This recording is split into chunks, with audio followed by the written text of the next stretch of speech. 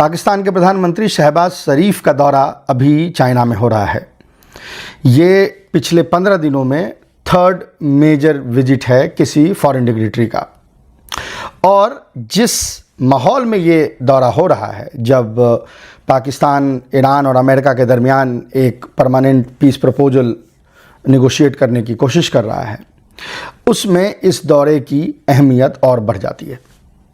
और ये दौरा सिर्फ बायलैटरल रिलेशनशिप के लिए नहीं है, मल्टीलैटरल फोरम पे एक गुड स्टेप करके जो दोनों चाइना और पाकिस्तान एक साथ चलने की कोशिश कर रहे हैं, उसके लिए भी ये बहुत इम्पॉर्टेंट है। लेकिन ये इम्पॉर्टेंट इसलिए भी है कि भारत, जो एडवर्सरी रहा है दोनों देशों का, वो भी अपने डिफेंस एनवायरनमेंट को, यानी अपने इमीडिएट नेबरहुड में जो उसके डिफेंस के इश्यूज़ हैं, उसको भी नज़र रखे। साथ ही साथ एक नया आयाम यहाँ पे देखने को मिल रहा है, वो सीपेक के लिहाज से है। आज हम अपने वीडियो में इन्हीं सब चीज़ों को डिस्कस करेंगे।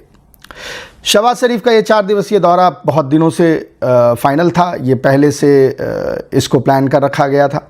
इसीलिए एक इम्पॉर्टेंट नेगोशिएशन, जिसमें पाकिस्तान के फील्ड मार्शल आसिम मुनीर को बार बार तेहरान जाना पड़ रहा है, उसके बावजूद भी ये दौरा अपने टाइम से हुआ।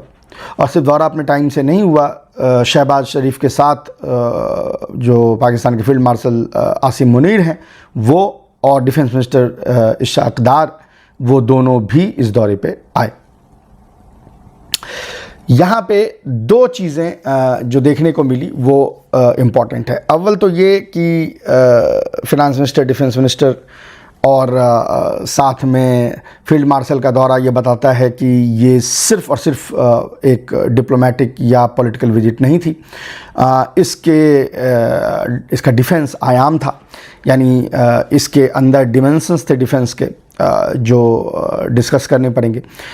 और दूसरा ये कि जो मिडिल ईस्ट में क्राइसिस है, उसको चाइना किस तरीके से देखता है, क्या हैंड्स ऑन अप्रोच उस पर रखना चाहता है, हैंड्स ऑन अप्रोच नहीं रखना चाहता है, पाकिस्तान के थ्रू सॉल्व करना चाहता है, ये भी बहुत इंपॉर्टेंट है। तो पहले तो भारत का देख लें कि इसमें क्या है। अव्वल तो ये कि जो यहाँ पे बातचीत लोगों से हो रही है, और यहाँ जो जर्नलिस्ट और एनालिस्ट वगैरह कह रहे हैं, उनसे बातचीत करके लग रहा है कि ऑलमोस्ट पाकिस्तान ये फाइनल कर चुका है कि 5th generation stealth aircraft J-35 वो चाइना से खरीदेगा। इसकी अनाउंसमेंट पहले भी हो चुकी है, अनऑफिशियली भी, ऑफिशियली भी, लेकिन अब इस पे मुहर एक तरीके से लग गई है। और इस बार की जो विजिट थी, वो इसलिए भी इम्पॉर्टेंट थी कि उसके प्रोक्योरमेंट की चीज़ें जो हैं वहाँ पे डिस्कस की गई। लेकिन ये सिर्फ जो 5th generation J-35 stealth fighter है, उस तक महदूद नहीं है। ये भी खबर अब कंफर्म की जा सकती है कि पाकिस्तान और भी J-10C जो 4+ जनरेशन फाइटर प्लेन उसके पास है, वो और भी खरीदेगा। यानी उसके नंबर्स जो हैं, उसके स्क्वाड्रन जो हैं, और बढ़ाए जाएंगे। हालांकि इस बात पे अभी फाइनलिटी नहीं है कि स्क्वाड्रन कितने बढ़ाए जाएंगे, 2, 3 या जो भी, लेकिन ये भी अब फाइनल हो चुका है कि J-10C के स्क्वाड्रन्स भी बढ़ेंगे, और J-35 ऑफ कोर्स उसके भी प्रोक्योरमेंट की बात हो रही है। लेकिन एक चीज़ जो यहाँ सोर्सेज बता रहे हैं, वो ये कह रहे हैं कि चूँकि अभी तक पाकिस्तान ने जो मोस्टली प्लेन्स यूज किए हैं, वो या तो वेरी लाइट कैटेगरी के हैं या लाइट कैटेगरी के हैं, और उसमें J-10C का शामिल होना वो उसको मार्जिनली ऊपर की तरफ ले जाता है in terms of weight category. J-35 का इसमें शामिल होना ये बताता है कि ये एक नए चैलेंजेस पैदा करेगा, भारत के लिए भी, पाकिस्तान के लिए। पाकिस्तान के लिए क्या चैलेंजेस पैदा करेगा?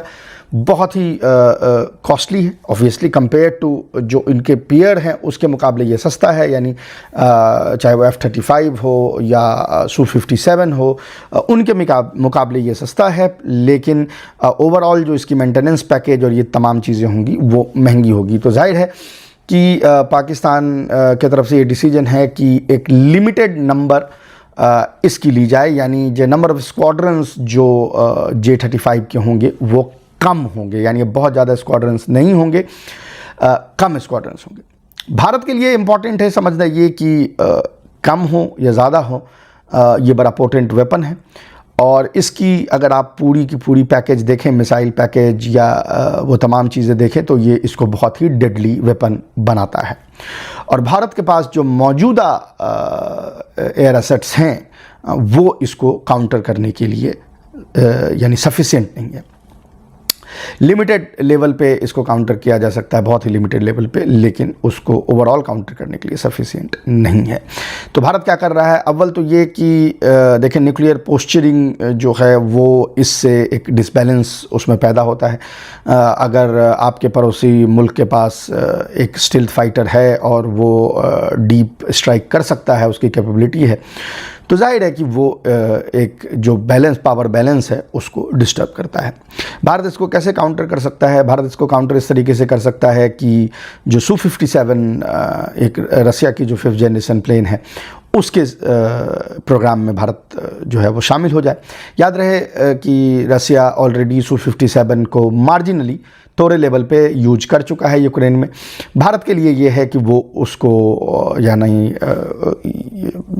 उस प्लेन को इस्तेमाल भी कर सकता है, और जॉइंट प्रोडक्शन, ज़्यादा ज़रूरी ये है कि उसका जॉइंट प्रोडक्शन हो। रशिया अभी तक थोड़ा आनाकानी इसमें करता रहा है, शायद इसीलिए इस बाबत डील अभी तक कोई साइन नहीं की गई है। लेकिन रसिया अगर तैयार हो जाता है टेक्नोलॉजी ट्रांसफ़र के लिए और रैदर जॉइंट प्रोडक्शन के लिए, जिस तरह से ब्रह्मोस वगैरह का हो रहा है, तो ये भारत के पास एक अच्छा मौका होगा कि वो यानी ब्रिक बाय ब्रिक जो पाकिस्तान के तरफ से थ्रेट है उसको न्यूट्रलाइज कर सके। लेकिन जब तक वो नहीं होता है तब तक J-35 जो है वो बहुत ही पोटेंट थ्रेट बना रहेगा भारत के लिए। लेकिन जैसा मैंने कहा, ये सिर्फ J-35 तक महदूद नहीं है, J-10C भी और नंबर्स में लिए जाएंगे। जाहिर है भारत और बड़े नंबर्स में राफेल ले रहा है, तो पाकिस्तान ने उसको काउंटर करने के लिए J-10C और भी प्रोक्योर करने की कोशिश की है। लेकिन ये यहीं तक लिमिटेड नहीं है। अब ये खबर आ रही है कि एक और अपग्रेड जो JF-17 है, जो joint very light multi role fighter है चाइना और पाकिस्तान का, उसको अपग्रेडेशन की, फर्दर अपग्रेडेशन की बात हो रही है। यानी ब्लॉक 3 के बाद अब फर्दर अपग्रेडेशन की बात हो रही है। यहाँ पर भी दो चीज़ें हो रही हैं। अव्वल तो ये हो रही हैं कि जो ओल्ड जनरेशन JF-17 है, यानी जो उसका जो फर्स्ट जनरेशन है और जो ब्लॉक 2 है, उसको फर्दर अपग्रेड करके ब्लॉक 3 में लाया जाएगा और उसमें नए मिसाइल्स, नए जो उसके पैकेज में नए मिसाइल्स और नए टेक्नोलॉजीज़ जो है वो ऐड किए जाएंगे। और लेकिन ये भी कहा जा रहा है कि कुछ स्क्वाड्रंस जो JF-17 के ऑलरेडी ब्लॉक 3 के हैं, उसको अपग्रेड करके एक नेक्स्ट लेवल तक ले जाया जाएगा। उसका उन्होंने अभी तक ब्लॉक 4 या इस तरह का कुछ नाम नहीं दिया है, लेकिन ये चीज़ अब कंफर्म की जा सकती है कि इसका यानी JF-17 का भी नेक्स्ट अपग्रेडेशन होने वाला है। और जो पुराने हैं, जो कि यानी देखें, JF-17 जो पहला है वो एकदम ऑब्सोलीट है, तो उसको अपग्रेड करके पर ये भी देखना है कि उसको अपग्रेड करके किस में किया जाएगा। वो 2 पे आएंगे या डायरेक्ट 3 पे आएंगे।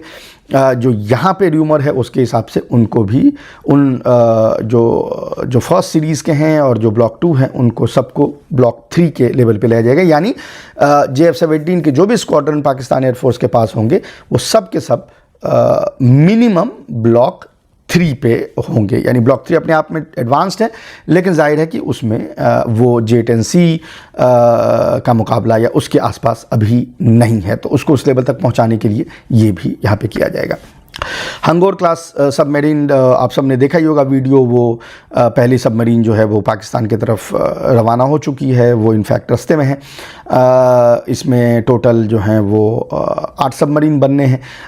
ये भारत के लिए उतना बड़ा थ्रेट नहीं है, क्योंकि भारत ऑलरेडी एक न्यूक्लियर सबमरीन पावर बन चुका है और वो फोर्स प्रोजेक्शन कर सकता है। लेकिन हाँ, ये थ्रेट ज़रूर है कि अभी तक जो नेवल कैपेबिलिटी पाकिस्तान की थी वो बहुत ज़्यादा, यानी पावर प्रोजेक्शन वो नहीं कर सकता था। उसकी एक लिमिटेड कैपेबिलिटी थी पावर प्रोजेक्ट करने की। अब ये देखा जा रहा है कि ये जो यानी हंगोर क्लास है वो उसको यानी वेयरविदल देता है कि वो पावर प्रोजेक्ट कर सके थोड़े और डिस्टेंस तक, और ये भी अनकंफर्टेबल पोजीशन में भारत को रखता है। जो पॉलिटिकल लेवल पे देखा जा रहा है वो इसमें ये है कि एक कमिटमेंट नज़र आ रही है, जहाँ पे कि इंटरनेशनल रोल पाकिस्तान का जैसा जैसा बढ़ा है पिछले 2 सालों में, जिस तरह से मल्टीलैटरल फोरम पे या बाकी जगहों पे पाकिस्तान ने अपने आप को एग्जर्ट किया है, चाइना उसको यानी ऑगमेंट कर रहा है। अभी तक जैसे कुछ लोग ये कयास लगा रहे थे कि देखिए पाकिस्तान में एक मसला ये है कि they have to balance between America and China, और जो तो खुद ही 2 बहुत बड़े एडवर्सरी हैं, तो ये पाकिस्तान के लिए और मुश्किल होता जाएगा जैसे जैसे अमेरिका यानी चाइना के साथ उसकी कन्फ्रंटेशन और प्रगाढ़ होती जाएगी और एक्यूट होता जाएगा, वैसे वैसे पाकिस्तान के लिए मुश्किल पेश आएगी कि वो इस बैलेंस को यानी मेंटेन कर सके चाइना के साथ और जो अमेरिका के साथ है। लेकिन फॉर वॉट एवर रीजन अभी पिछले साल 1.5 साल से ये देखा गया है कि उसने इसको बैलेंस किया है। इनफैक्ट मैंने पहले भी अपनी वीडियो में ये बात आपको बताई थी कि जब ये सीज़ फायर वाला पूरा मामला चल रहा था और अमेरिका बार बार ये कोशिश कर रहा था कि सीज़ फायर हो जाए, तमाम देशों के थ्रू वो निगोशिएट करने की कोशिश कर रहा था, तो ये पाकिस्तान को ऑन बोर्ड लाने में सऊदी अरब और चाइना दोनों का हाथ है।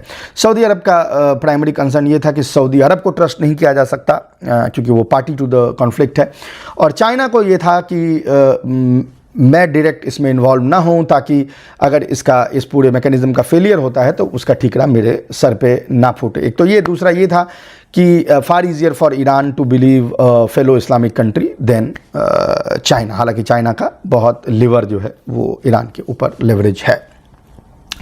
तो ये यानी जो हम सोच रहे थे कि अमेरिका और चाइना का जो कॉन्फ्लिक्ट है उसमें पाकिस्तान के लिए स्ट्रेटेजिक सिचुएशन जो है वो अनटेनेबल हो जाएगी, वो उसके उलट हो रहा है। और ऐसा लग रहा है कि जहाँ जहाँ अमेरिका और चाइना को ये लगता है कि दे कैन वर्क टुगेदर, तो वहाँ पे पाकिस्तान गो बिटवीन का भी काम करता है और फैसिलिटेटर का भी काम करता है और निगोशिएटर का भी काम कर रहा है। जैसा अभी आप ईरान के केस में देख रहे हैं कि बार बार जो विजिट्स हो रही हैं पाकिस्तान से ईरान की तरफ, उसके पैरेलल बार बार पाकिस्तान से चाइना भी विजिट हो रहा है, चाइना से पाकिस्तान भी विजिट्स हो रहे हैं।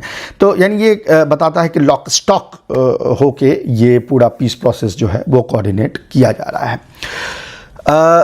अभी जो डोनाल्ड ट्रंप की यात्रा हुई है ईरान की, डोनाल्ड ट्रंप की यात्रा जो हुई है चाइना की, उसके बाद अगर मोमेंटरली भी ये होता है कि एक ट्रूस जैसी चीज़ चाइना और अमेरिका के बीच बनती है, जहाँ पे ओवर्ट जो यानी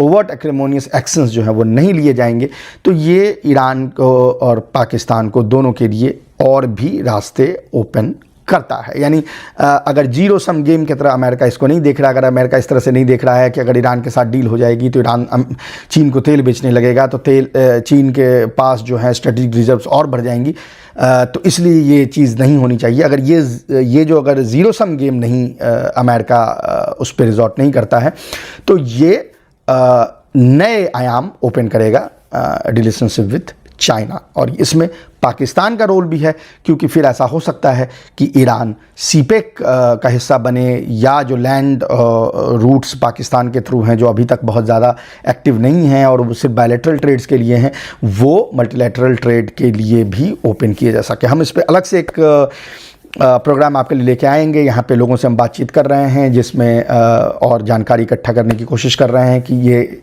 इस मामले में यानी सीपेक मामले पे क्या चल रहा है, इसमें यूएई का क्या रोल है, इस पे भी हम अलग से एक आपके लिए वीडियो लेके आएंगे।